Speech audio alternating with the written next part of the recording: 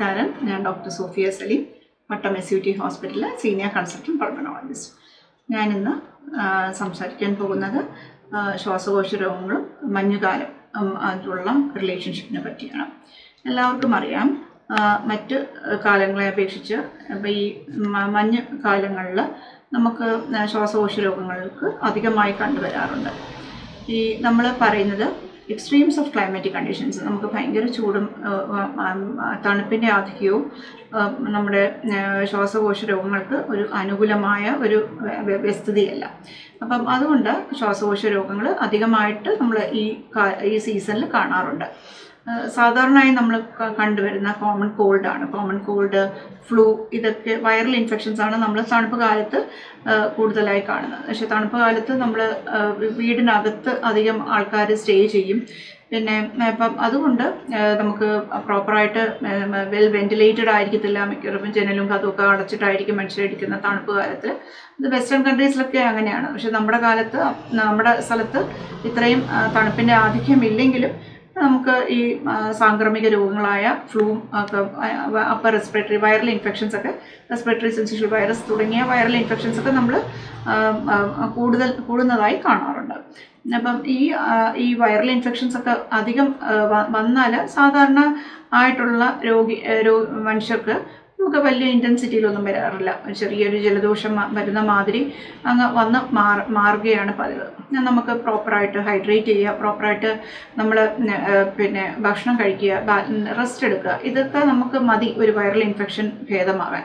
പക്ഷെ മറ്റ് ശ്വാസകോശ രോഗങ്ങളുള്ളവർ എന്ന് വെച്ചാൽ ആസ്മ, അലർജി, COPD, ബ്രോങ്കിറ്റൈറ്റിസ്, അങ്ങനത്തെ ഇൻറ്റർസ്റ്റിഷ്യൽ ലങ് ഡിസീസ്, അങ്ങനത്തെ ശ്വാസകോശ സംബന്ധമായ രോഗങ്ങളുള്ളവർക്ക് ഈ ഒരു കാലത്തിൽ ഇൻഫെക്ഷൻ വരുന്നത് ഒട്ടും അനുകൂലമല്ല.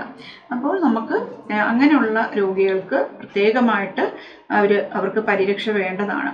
അപ്പം ഏറ്റവും അധികമായിട്ട് നമ്മൾ ശ്രദ്ധിക്കേണ്ടത്, അവർക്ക് ഡോക്ടർ പ്രിസ്ക്രൈബ് ചെയ്തത് യൂഷ്വൽ റുട്ടീൻ മെഡിക്കേഷൻസ് ഒരു ഫോൾട്ടും കൂടാതെ അവർ കറക്റ്റായിട്ട് എടുക്കേണ്ടതാണ്. ഇൻഹേലേഴ്സ് ആയിരിക്കും യൂഷ്വലി ഡോക്ടേഴ്സ് പ്രിസ്ക്രൈബ് ചെയ്തിട്ടുണ്ടാകുക.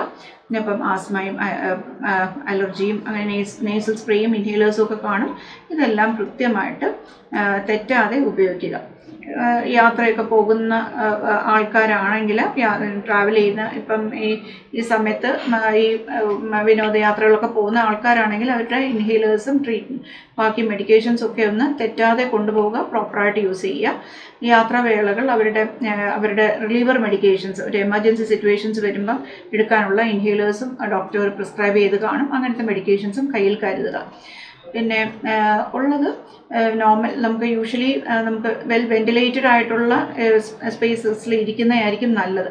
കാരണം നമുക്ക് ക്രൗഡഡ് ആയിട്ടുള്ള ഏരിയാസിലൊക്കെ പോകുമ്പോൾ നമുക്ക് ഇതുപോലെ കണ്ടേജിയസ് ഡിസീസൊക്കെ വരാനായിട്ട് കുറച്ചുകൂടെ അങ്ങോട്ടും സ്പ്രെഡ് ചെയ്യാനായിട്ട് ചാൻസസ് ഉണ്ട്. അപ്പം നമുക്ക് ഈ സാധാരണ നമ്മൾക്ക് ഈ സാംക്രമിക രോഗങ്ങൾ വരാതിരിക്കാനുള്ള പ്രിക്കോഷൻസ് എന്ന് പറയുന്നത് നമ്മുടെ ഹെൽത്ത് കണ്ടീഷൻസ് നമ്മൾ മെച്ചപ്പെടുത്തിയിരിക്കുക. അപ്പം പ്രോപ്പറായിട്ട് അഡിക്വേറ്റ് ഹൈഡ്രേഷൻ, അധികം നന്നായിട്ട് ഫ്ലൂയിഡ് എന്ന് വെച്ചാൽ പ്രോപ്പറായിട്ട് വെള്ളം കുടിക്കുക, ബാലൻസ്ഡ് ആയിട്ടൊരു ഡയറ്റ് കഴിക്കുക, പ്രോപ്പർ എക്സസൈസ് ചെയ്യുന്നവർ അത് കണ്ടിന്യൂ ചെയ്യുക. പിന്നെ നമുക്ക് വാക്സിനേഷൻസ് ഉണ്ട് ഫ്ലൂ വരാതിരിക്കാനും പിന്നെ ന്യൂമോണിയ വരാതിരിക്കാനും. പ്രായമായവർ എന്ന് വെച്ചാൽ 50 വയസ്സിന് മുകളിലുള്ളവർ തീർച്ചയായിട്ടും ഫ്ലൂ വാക്സിനേഷനും ന്യൂമോണിയ വാക്സിനേഷൻസ് എടുത്തിരിക്കേണ്ടതാണ്. പിന്നെ ഇത് നമുക്ക് ഈ ശ്വാസ സംബന്ധമായിട്ട് അസുഖമുള്ളവർ പ്രത്യേകിച്ച് അവർ വർഷാവർഷം എടുക്കേണ്ട ഫ്ലൂ വാക്സിനേഷൻസ് എടുക്കേണ്ടതാണ്.